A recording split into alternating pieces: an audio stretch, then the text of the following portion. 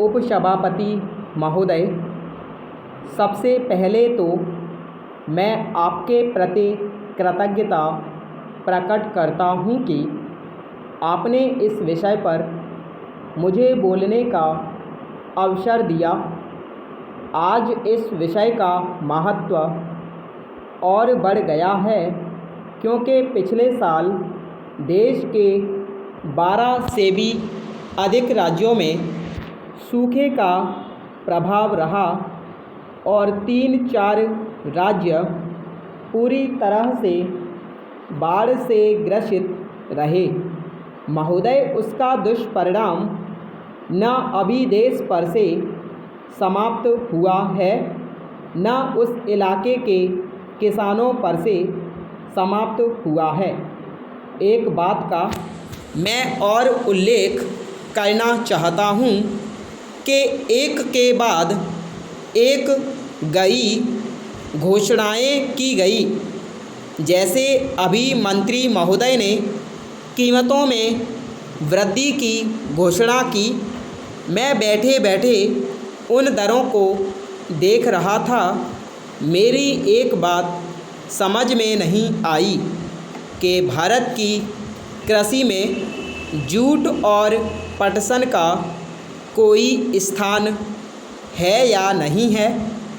इनमें किसी वृद्धि का उल्लेख नहीं किया गया है, लेकिन अब तक देश के अंदर कई बार बीमा की चर्चा हो चुकी है।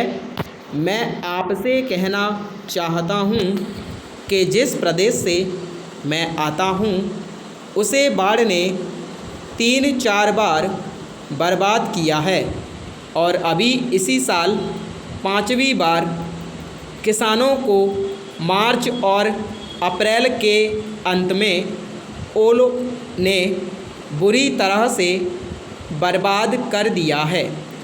अन्य कई प्रदेशों को भी बर्बाद कर दिया है। हम अगर फसल बीमा की चर्चा करते हैं तो इस फसल बीमा का जो वास्तविक लक्ष्य है वह पीड़ित किसानों को बचाना है, उनको राहत पहुंचाना है। इसलिए मैं सरकार से कहना चाहता हूं कि आप सीमांत और लघु किसानों से लाभ की आकांक्षा मत कीजिए, बल्कि केंद्रीय सरकार फसल की किस्त के लिए राज्य सरकार को विवश करे कि इसके लिए वह आगे आए।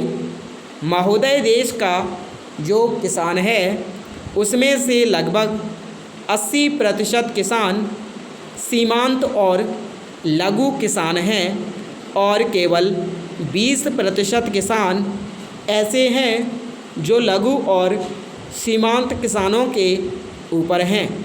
देश के अंदर खेती योग्य जितनी ज़मीन है उसका 80% लघु और सीमांत किसानों के हाथ में है। अभी हमारे मित्र ने इस देश की आबादी के बारे में चर्चा करते हुए कहा कि अभी तक हमारी आबादी का 80% गाँवों में है जो खेती पर निर्भर है। उसके पास कोई दूसरा साधन नहीं है। वह या तो लघु किसान है या खेतिहर मजदूर है। अन्य कोई काम उसके पास ना होने से उसकी अवस्था खराब हो गई है। कभी बाढ़ उसे तबाह कर देती है, कभी सूखा पड़ता है। हर तरह से उसके खेतों को ही नुकसान होता है।